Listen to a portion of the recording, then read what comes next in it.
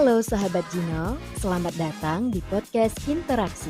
Podcast ini akan mengajak kamu untuk saling interaksi seputar pengembangan diri, keberagaman, dan perdamaian di sekitar kamu. Selamat mendengarkan.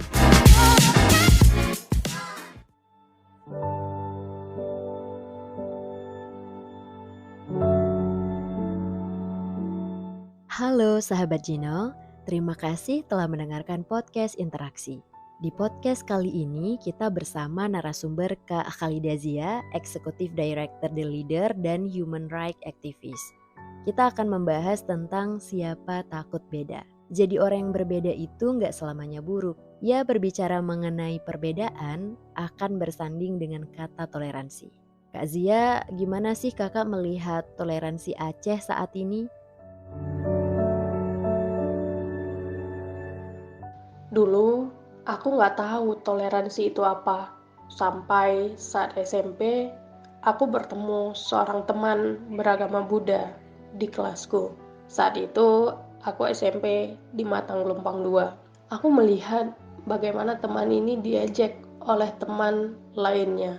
Begini katanya, "Ini babi, ini makananmu," sambil menunjuk gambar yang ada di buku. Peristiwa ini berlangsung berkali-kali di masa SMP. Walau waktu itu mungkin yang mengejek juga nggak ngerti toleransi itu apa. Tapi pengalaman ini kemudian membekas dalam perjalananku dewasa. Aku mulai mencari makna dari kata toleransi. Sebagai orang yang lahir dan besar di Aceh, menurutku toleransi di Aceh masih rendah. Salah satu faktornya karena kita tidak terbiasa dengan perbedaan, tidak terbiasa menerima orang yang berbeda dari kita dan menganggap yang berbeda itu salah. Orang yang nggak pakai jilbab diliatin, orang yang pakai baju pendek diliatin. Dan hingga saat ini banyak acara seminar, latihan lomba, dan pertemuan-pertemuan yang ada sering dilakukan di hari Minggu karena merasa ada banyak orang libur pada hari Minggu. Padahal hari Minggu juga adalah hari peribadatan untuk agama yang lainnya. Tapi ini nggak pernah jadi pertimbangan. Ya, jadi toleransi di Aceh masih rendah. Berarti perbedaan itu nggak selamanya buruk. Kadang-kadang kita butuh perbedaan untuk harmonisasi hidup ini. Kita perlu melihat lebih jauh lagi agar tidak terjadi bentrokan dan tidak mudah menjustifikasi seseorang. Nah, pandangan kakak sendiri tentang 3 kota di Aceh yang masuk ke dalam 10 kota dengan indeks toleransi terendah di Indonesia menurut Setara Institute. Gimana sih kak? Memang bukan sesuatu yang mengagetkan untukku, tapi mungkin mengagetkan orang lain. Tapi jangan lupa, sebelum keberatan, pelajari dulu indikatornya apa. Di antaranya, Setara menggunakan indikator kebijakan diskriminatif yang dikeluarkan pemerintah, regulasi sosial, bagaimana dinamika masyarakat sipil soal peristiwa intoleransi, demografi agama, dan lainnya. Nah, kalau kita gali lebih lanjut, kebijakan diskriminatif apa aja sih yang pernah dikeluarkan di Aceh? Semoga masih pada ingat. Di antaranya itu ada larangan pakai celana bagi perempuan di Aceh Barat. Lalu ada larangan duduk ngangkang di Lok Sumawe dan surat edaran pramugari wajib berjilbab di Aceh Besar. Lalu juga ada jam malam bagi perempuan di Banda Aceh. Larangan ngopi semeja dengan lawan jenis di Biren. Himbauan-himbauan ini pernah dikeluarkan pemerintah walau mungkin diabaikan masyarakat. Lalu kalau soal dinamika sosial juga ada, misalnya di Aceh Besar sampai saat ini itu masih ada narasi soal siapa lokal dan siapa non lokal. Itu masih berkembang dan menimbulkan kecenderungan untuk menunjuk siapa yang lebih dominan dalam masyarakat. Ginors, dari pemaparan Kak Zia tadi kita tahu bahwa ternyata di Aceh masih sering terjadi diskriminasi terhadap berbagai hal. Tugas kita sebagai pemuda adalah lebih toleransi dan tidak melihat beberapa hal perbedaan itu menjadi sebuah ancaman, menjadi sebuah hal yang membuat kita membenci orang lain. Jadi kita adalah pemuda yang bisa membuat toleransi itu jauh lebih indah. Dan Kak Zia, sebenarnya kenapa sih kita harus memiliki sikap toleransi terhadap sesama? Saya yakin toleransi bukan hanya tentang agama, tapi toleransi juga tentang sikap, menghargai satu sama lain, termasuk menghargai orang yang berbeda pandangan, berbeda cara kerja, dan perbedaan lainnya. Sehingga untuk hidup bermasyarakat, toleransi adalah pondasi yang harus dimiliki oleh semua orang untuk menjaga keharmonisan.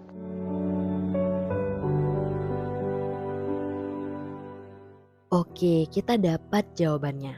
Toleransi tidak hanya sebatas perbedaan keyakinan, tapi juga bagaimana kita mampu menghargai perbedaan pendapat. Kira-kira gitu ya Kak Zia ya. Nah, untuk pertanyaan selanjutnya nih Kak Zia. Bagaimana sih seharusnya anak muda Aceh memandang perbedaan yang lebih luas dalam masyarakat yang beragam?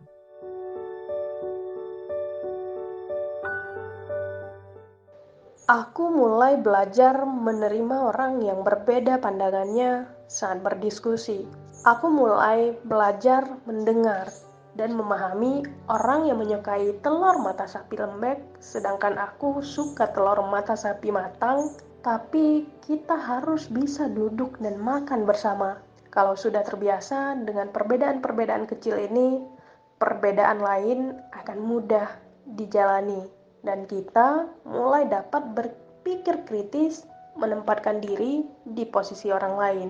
Untuk hidup di masyarakat yang lebih luas, jangan menganggap hal yang ramai dilakukan sebagai kebenaran, karena pada dasarnya tidak ada konteks masyarakat mayoritas, karena semua manusia adalah individu. Misalnya saja orang Islam di Aceh adalah mayoritas. Lalu jika kita pindah ke Banda Aceh, suku Aceh adalah mayoritas. Lalu kita pindah lagi ke Gayo. Ternyata suku Aceh di Gayo adalah minoritas. Jadi tidak selamanya kita menjadi mayoritas dan merasa bangga karena apa yang kita lakukan adalah hal umum yang dilakukan di masyarakat. Padahal tidak selamanya pula mayoritas adalah kebenaran. Maka dalam masyarakat yang lebih luas, setiap orang melakukan sesuatu karena latar belakang yang dimilikinya. Dan setiap orang tidak berhak untuk menghakimi orang lain atas kebenaran yang diyakini hanya karena dia berbeda dari hal yang dipahami di masyarakat umum di suatu tempat. Nah, teman-teman dari Ginors atau siapapun yang mendengar podcast ini, jika ada pertanyaan yang ingin ditanyakan boleh langsung ke kolom chat atau melalui kolom komentar. Kak Zia, untuk pertanyaan selanjutnya, bagaimana sih cara kita untuk dapat berprasangka baik terhadap orang lain tanpa membedakan latar belakang?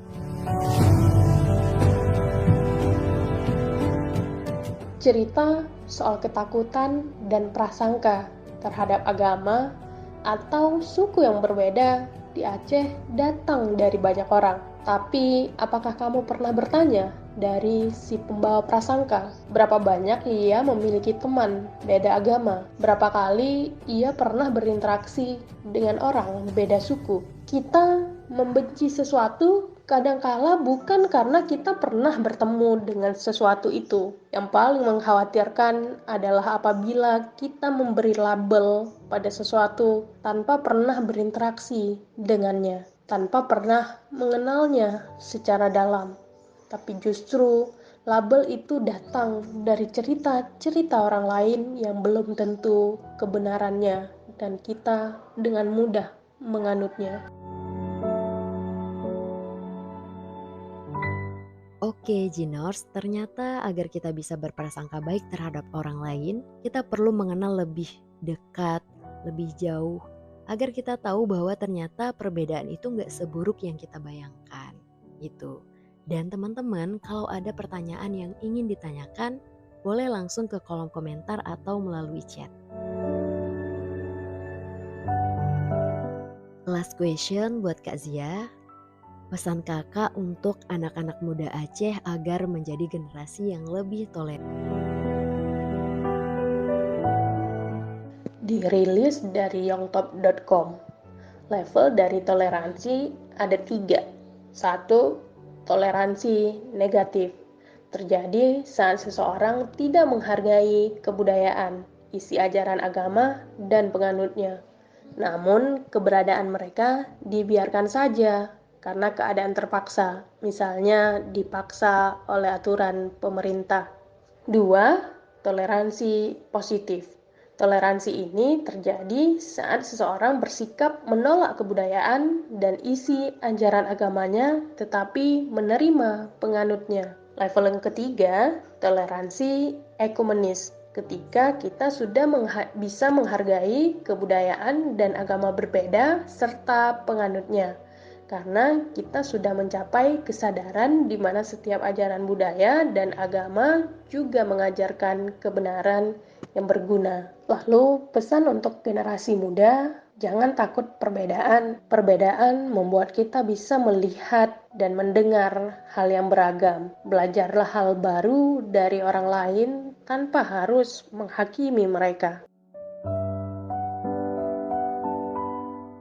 Nah, pesan dari Kak Zia, jangan takut perbedaan, belajarlah hal baru dari orang lain, dan jangan mudah menghakimi. Ya, dari jawaban Kak Zia kita dapat menyimpulkan bahwa ternyata kita jangan takut berbeda dengan orang lain.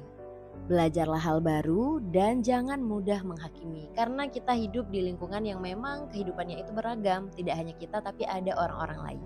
Jadi, tetap jadi pribadi yang baik dan positif terhadap orang-orang di sekitar kita. Oke Kak Zia, rasanya perbincangan kita kali ini sangat bermanfaat ya dan luar biasa banget. Terima kasih Kak Zia sudah mau hadir di podcast Interaksi Siapa Takut Beda. See you di podcast selanjutnya.